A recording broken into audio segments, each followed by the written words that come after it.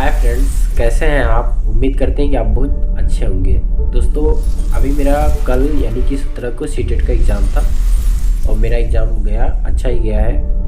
और तो आज की इस वीडियो में दोस्तों हम आपको बताएंगे कि किस तरीके से क्वेश्चन आए हुए हैं और जो एनालिसिस में दिखाते हैं। तो मैंने सोचा मैं इस तरीके से बताऊं आपको, क्योंकि मेरा खुद का एग्ज़ाम था। तो मैं आपको बताऊं कि क्वेश्चन किस से आया था। तो दोस्तों एक आया था यूटी का, मतलब यूनियन टेरेटरी का जोड़ा आया था, मतलब जो केंद्र शासित प्रदेश है।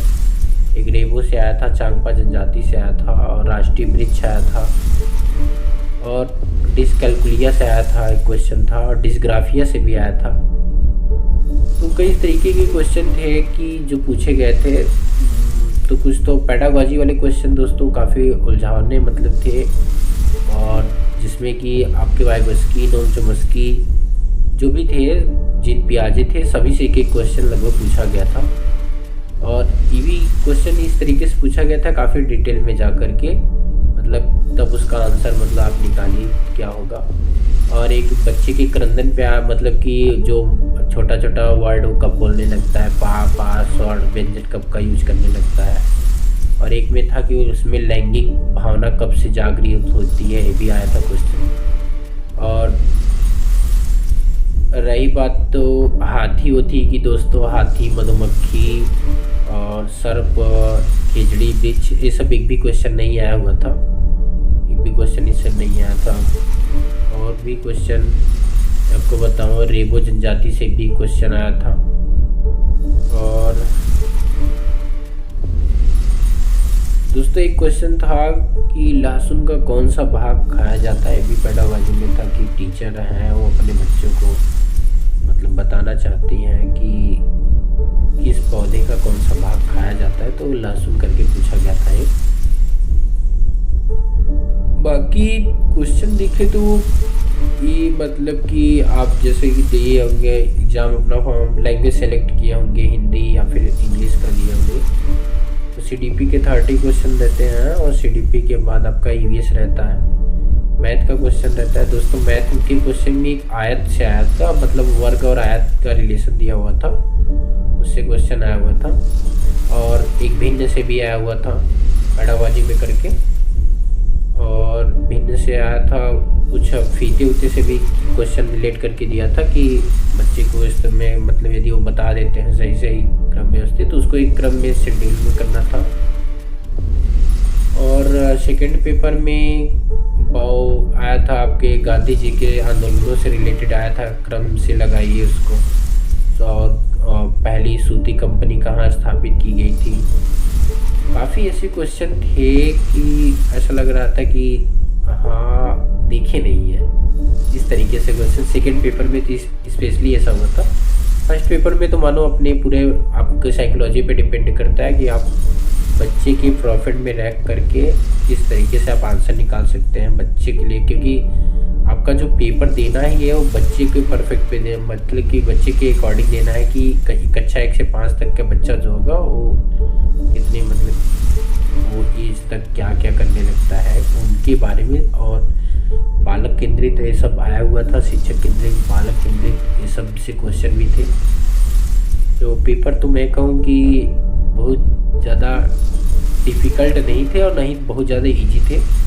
और बात की तो डिफ़िकल्ट थोड़ा मुझे ज़्यादा लग रहा था मेरी तैयारी के अकॉर्डिंग, और क्योंकि मैं भी यूट्यूब पे ही पढ़ता था, यूट्यूब पे भी पढ़ता था और कोचिंग भी करता था, कोचिंग भी पढ़ता था मैं, टाइम जब मिलता था तो यूट्यूब पे भी देखता था, कुछ भी बुक्स नोट से सब मतलब पढ़ता था। तो कुछ ऐसा फ़ायदा नहीं समझ में आया। और फ़ायदा नहीं क्या, फ्यूचर काम तो देगा ही, भले ही कुछ ना कुछ हो, क्योंकि जो नॉलेज है तो है। और ये सब जो आपके नंदू हाथी हैं, दीमक हैं, ततैया हैं, चींटी हैं, और शेर का गुर्राना, और सांप हो गया, खिजड़ी वृक्ष हो गया, असम के जो घर होते हैं, लद्दाख के जो घर होते हैं, राजस्थान के घर जो गोबर से लिपाई होते हैं, इस तरीके का क्वेश्चन दोस्तों एक भी नहीं आया था पूरे पेपर में। इस तरीके का क्वेश्चन एक भी नहीं पूछा गया। ये सब लोग प्लस पॉइंट में लेके चलते हैं, तो इस तरीके का क्वेश्चन एक भी नहीं आया था। और बात करें यदि आपको जब आप अपना एग्ज़ाम देने जाइएगा तो अपना एडमिट कार्ड और एक अपना आईडी प्रूफ लेके जाइएगा। और आईडी प्रूफ आपका ऐसा होना चाहिए जिसमें आपका फ़ोटो जो है वो क्लीन होना चाहिए। फिर अंदर आपको एंट्री मिल जाती है और सामान जमा करने का वो होते हैं, फैसिलिटी होती है। जैसा कि मेरा जो सेंटर था वो था मेरठ इंस्टीट्यूट ऑफ टेक्नोलॉजी, वहाँ पे था। तो वहाँ पे 30-30 रुपये लिए थे उन्होंने बैग को जमा करने का। और बैग जमा करने के बीच में आप लेने जाएंगे तो आप ले सकते हैं, तो फिर से रखेंगे तो फिर से 30 रुपये लेते थे। तो इस तरीके से कुछ मेरा एक्सपीरियंस था जो कि मैंने आपके साथ शेयर किया। और यदि आप मतलब एग्ज़ाम देने जा रहे हैं तो मेरा एक सुझाव है आपसे कि किसी भी चीज़ को अब यदि पढ़ना चाहते हैं तो लाइटली मत पढ़िएगा कि आपने प्रैक्टिस सेट किया हुआ है तो उसी के अकॉर्डिंग पे आपको क्वेश्चन आ जाएगा। क्योंकि जैसे जैसे परीक्षा का मतलब डेट बढ़ता रहा है, आगे आगे परीक्षाएं हो रही हैं, सब में शिफ्ट में पेपर जो है वो डिफ़िकल्ट ही आ रहा है, मतलब धीरे धीरे उसका लेवल हाई हो रहा है। और प्रीवियस ईयर के क्वेश्चन देखने को नहीं मिल रहे हैं, सब नए क्वेश्चन मिल रहे हैं, सब नए तरीके से बनाए गए। और ईवीएस में एक क्वेश्चन दोस्तों आपका कंपलसरी होता है जिस पे आप ज़्यादा से ज़्यादा प्रैक्टिस कर लीजिएगा, जो आपका ट्रेन वाला होता है, टाइम और ट्रेन किलोमीटर जो होता है उससे एक क्वेश्चन आपका पक्का आता है, उसको आप भी अपना कंफर्म कर लीजिएगा। और फ्रैक्शन और एक्सटेंशन से जैसे मैंने बताया भिन्न से भी क्वेश्चन आया था, तो मुझे और ज़्यादा याद नहीं आ रहा है। और ज़्यादा यदि माइंड पे जोर दिया तो याद आएगा, तो वीडियो भी काफ़ी लंबा पड़ेगा, तो मुझे और कुछ याद नहीं आ रहा है। एक दोस्तों क्वेश्चन आया था उनका जवाहरलाल नेहरू की बुक का, जो भारत के विविधता में अनेकता, एक क्वेश्चन था आया हुआ था। और हिस्ट्री में तो एसएसटी में तो बहुत पुराने क्वेश्चन मतलब ऐसे दिए थे, पुराने क्वेश्चन नहीं मतलब नए टाइप के, ऐसा लग रहा है यूपीएससी वाले बच्चे एग्जाम देने बैठे हैं। मैं अपने अकॉर्डिंग बता रहा हूँ, जिनकी तैयारी बहुत ज़्यादा अच्छी रही होगी, जो बहुत अच्छे से पढ़ाई की होगी, उनका पेपर तो बेस्ट ही गया होगा।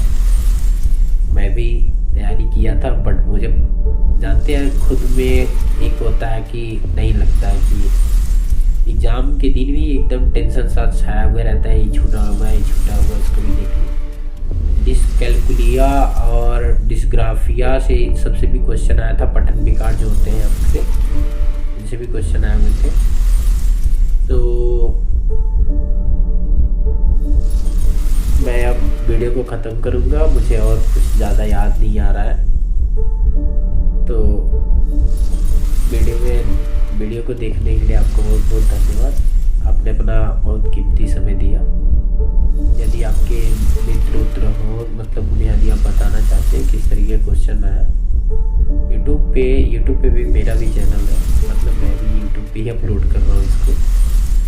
तो जो एनालिसिस दिखाते हैं वो लोग कुछ बच्चों का होता है, सब बच्चे कुछ क्वेश्चन करके बताया मेरे, तो मुझे इतने क्वेश्चन याद नहीं आ रहे, बहुत ज़्यादा क्वेश्चन याद आ जाए। जितना मुझे याद आ रहा था मैंने आपको बताया। लहसुन वाला तो मैंने बताया कि लहसुन का कौन सा भाग खाया जाता है, वाला पूछा गया था क्वेश्चन। और एक निपुण का पूछा गया था, निपुण का संस्कृत में फुल फॉर्म पूछा गया था कि क्या होता है। दोस्तों एक कॉमन चीज़ें होती है अपना कि यदि आप हिंदी और संस्कृत लिए हैं तो आपको दोनों क्वेश्चन देखने को मिलते हैं। और आपके राष्ट्रीय शिक्षा नीति से भी आया था, और एक क्वेश्चन शायद एनसीएफ से भी आया हुआ था, एनईपी 2020 से भी आया हुआ था। तो ईवीएस मतलब हिंदी और ईवीएस के क्वेश्चन हिंदी संस्कृत के क्वेश्चन जो पैडागॉजी वाले होते हैं वो काफ़ी मतलब देखने में अच्छे से होते हैं, काफ़ी एक तरीके से ही पूछे जाते हैं। तो वीडियो में अंत तक बने रहने के लिए आपको बहुत बहुत धन्यवाद।